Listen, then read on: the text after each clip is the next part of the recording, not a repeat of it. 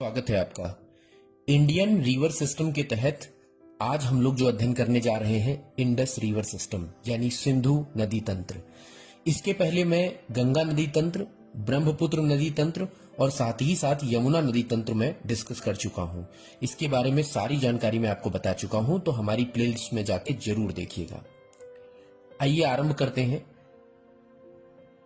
अभी पहलगाम अटैक के बाद आज एक निर्णय लिया गया है भारत सरकार की ओर से कि सिंधु जल समझौते को रद्द किया जाता है। क्या है ये सिंधु जल समझौता और कैसे क्या हुआ, तो इसके बारे में सबसे पहले हम लोग जान लेते हैं, फिर आगे हम सिंधु नदी तंत्र के बारे में हम लोग डिस्कस करेंगे। सिंधु जल समझौता, इंडस वाटर ट्रीटी जिसे हम कहते हैं, भारत और पाकिस्तान के बीच एक ऐतिहासिक समझौता है जो सिंधु नदी प्रणाली के जल का प्रबंधन और बंटवारे को लेकर 1960 में 19 सितंबर 1960 में वर्ल्ड बैंक की अध्यक्षता में यह रावलपिंडी में लिया गया था, पाकिस्तान में ही, जिसमें कि भारत को सिंधु नदी प्रणाली का 20% पानी और शेष 80% पानी पाकिस्तान को देता है। इसके अनुसार भारत को सिंधु, झेलम और चेनाब नदियों का उपयोग करने का अधिकार नहीं है। ध्यान दीजिएगा, सिंधु, झेलम और चेनाब ये तीन ऊपरी नदियां, यानी जो उत्तर दिशा की ये नदियां हैं, ऊपरी नदियां सिंधु, झेलम और चेनाब, इनका बिल्कुल भी भारत पानी इस्तेमाल नहीं कर सकता है। वहीं रावी, व्यास और सतलज, इन तीन नदियों के पानी भारत इस्तेमाल करेगा। इसके अनुसार भारत को सिंधु, झेलम, चेनाब नदियों का उपयोग करने का अधिकार नहीं है। ये बात आप ध्यान रखिएगा, बार बार परीक्षाओं में पूछा गया है।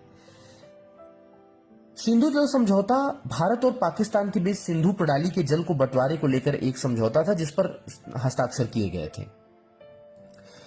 अब हम बात करेंगे कि ये जल समझौता जो है अब वर्तमान में किस स्थिति में है, तो ये पूरी तरह से अभी भारत ने इस पर रोक लगा दिया है, क्योंकि आतंकवाद के खिलाफ भारत की एक मुहिम छेड़ दी गई है जिसमें कि बहुत सारे ऐसे प्रयास किए जा रहे हैं, बहुत सारे ऐसे रिस्ट्रिक्शंस लगाए जा रहे हैं। अब आइए बात करते हैं इंडस रिवर सिस्टम के बारे में। इंडस रिवर सिस्टम या जिसे सिंधु नदी तंत्र कहते हैं, आप देख सकते हैं इसमें जितनी भी नदियां आती हैं वो ज्यादातर हिमालयी नदियां हैं और कुछ हिंदुकुश पर्वत से निकलने वाली नदियां हैं। सिंधु नदी की लंबाई अगर हम बात करें तो 3180 किलोमीटर है। भारत में इसकी लंबाई देखी जाए तो 1114 किलोमीटर देखने को मिलती है।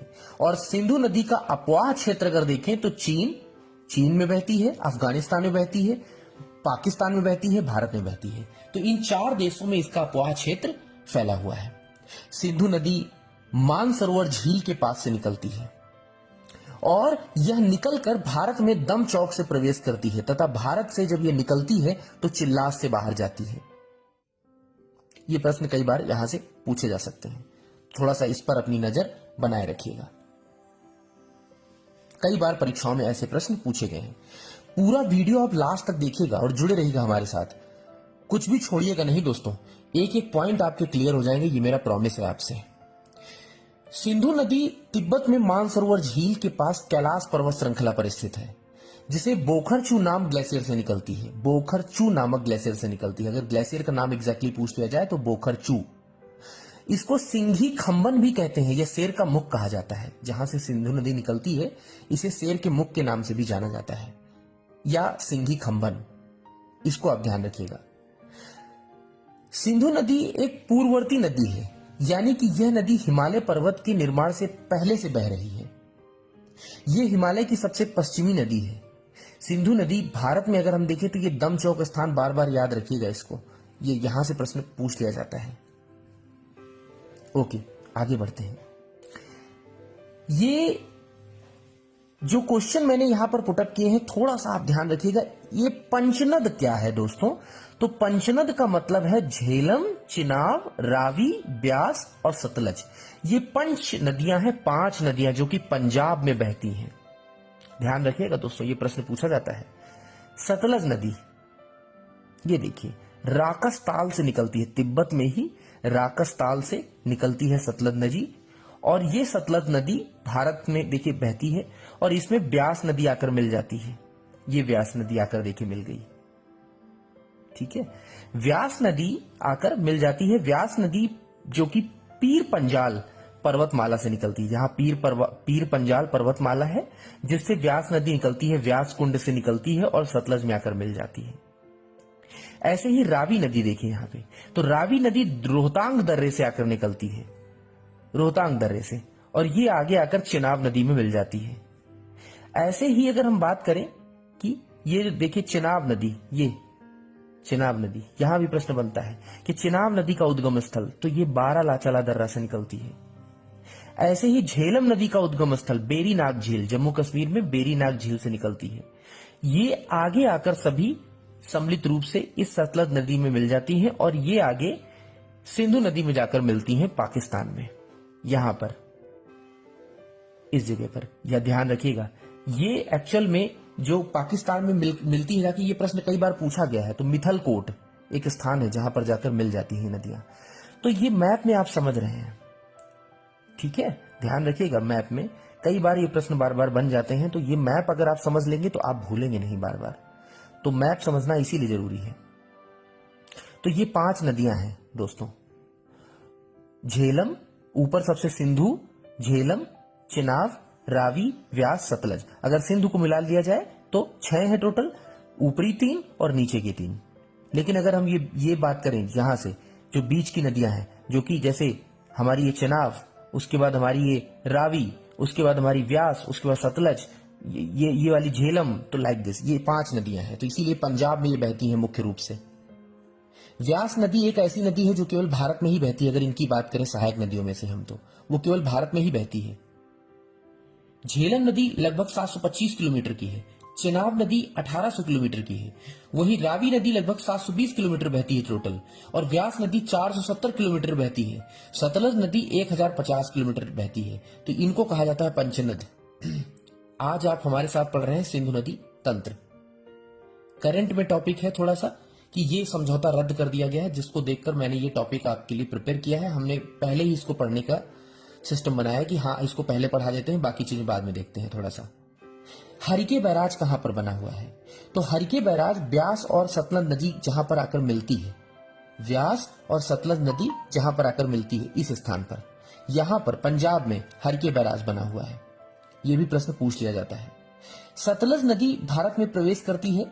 सतलज नदी देखिए, ये राकसताल से निकलती है, यहां से सिपकीला दर्रा, हिमाचल प्रदेश में, इस स्थान में हिमाचल प्रदेश सिपकीला दर्रा से सतलज नदी भारत में प्रवेश करती है। ये प्रश्न भी पूछ लिया जाता है, कई बार पूछा भी गया है। फाइनली ये सिंधु नदी जाकर जो है अरब सागर में गिरती है और कराची के पास अरब सागर में जाकर मिल जाती है।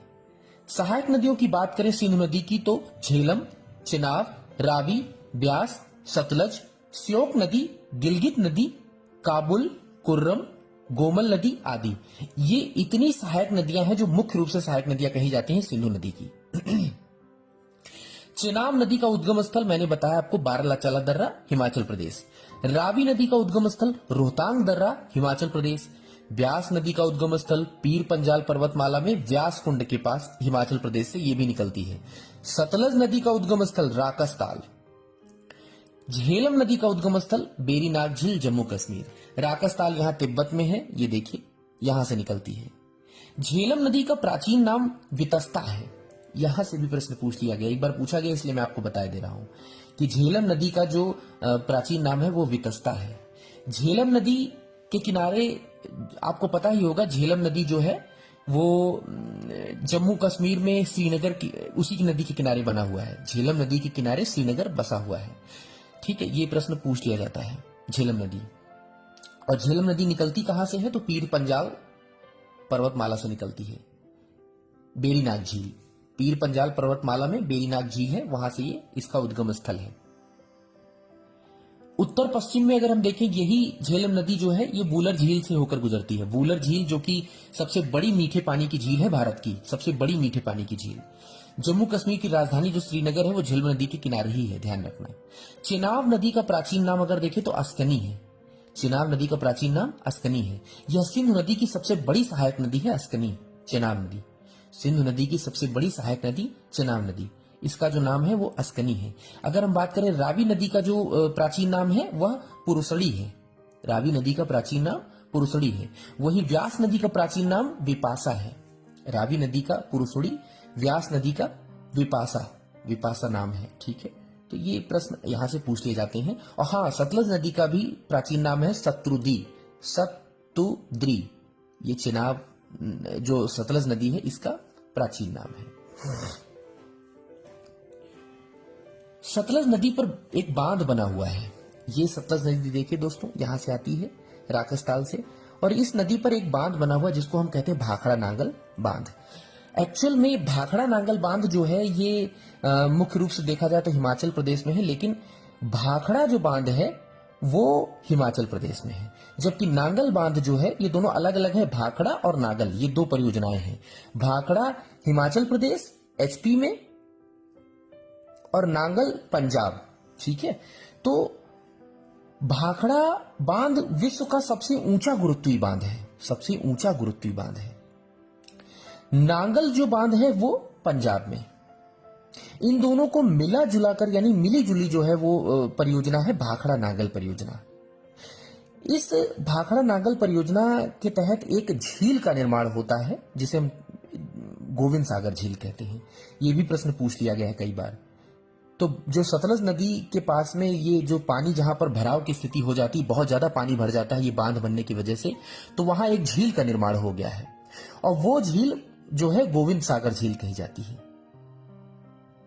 और ये गोविंद सागर झील अगर हम बात करें पारिस्थितिकी रूप में बहुत ही सुदृढ़ है, क्योंकि वहां पर विभिन्न प्रकार की प्रजातियां बहुत ज्यादा जैव विविधता देखने को मिलती है, बहुत ज्यादा जैव विविधता, चाहे वो जीव जंतुओं को लेकर हो चाहे पेड़ पौधों को लेकर हो, क्योंकि पानी भराव की स्थिति बहुत ज्यादा है। भाखड़ा बांध विश्व का सबसे ऊंचा गुरुत्वीय बांध है, मैंने बताया आपको।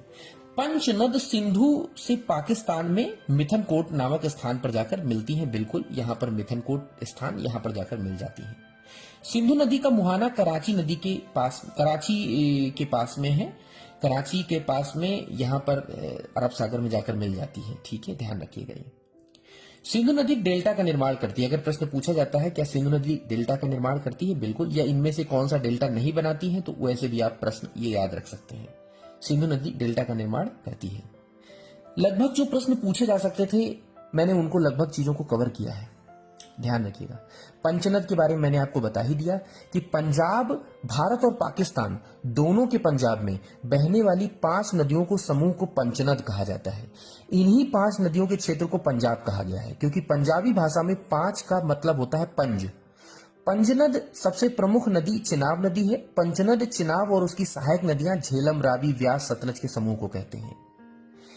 इसी वजह से ये कृषि के रूप में बहुत ही समृद्ध माना जाता है। ये जितना एरिया यहां से यहां तक का है ये बहुत ही कृषि के रूप में समृद्ध एरिया है। एक हम थोड़ा सा बात कर लेते हैं श्योक नदी के बारे में, थोड़ा सा इसके बारे में चर्चा कर लेते हैं। श्योक नदी रेमो ग्लेशियर से निकलती है। रेमो ग्लेशियर काराकोरम श्रेणी में सियाचिन ग्लेशियर के दाएं की ओर स्थित है।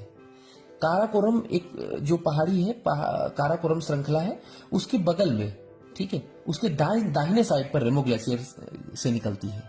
तो ये भी एक ध्यान रखिएगा। अगर हम बात करें श्योक नदी, तो नुब्रा नदी और गलवान नदी श्योक नदी की सहायक नदियां हैं। यहां पर नुब्रा वैली भी है, नुब्रा घाटी भी है, वहीं से नुब्रा नदी होकर गुजरती है। अगर हम बात करें लद्दाख रेंज से, तो नुब्रा नदी और गलवान नदी श्योक नदी की सहायक नदियां हैं। नुब्रा नदी सियाचिन ग्लेशियर से निकलती है, ठीक है, ये भी आप ध्यान रखिएगा। तो ऐसे प्रश्न बार बार पूछे गए हैं परीक्षाओं में, तो मैंने लगभग क्वेश्चंस को कवर कर लिया है यहाँ पर इस नदी से संबंधित जितने भी प्रश्न बन सकते थे।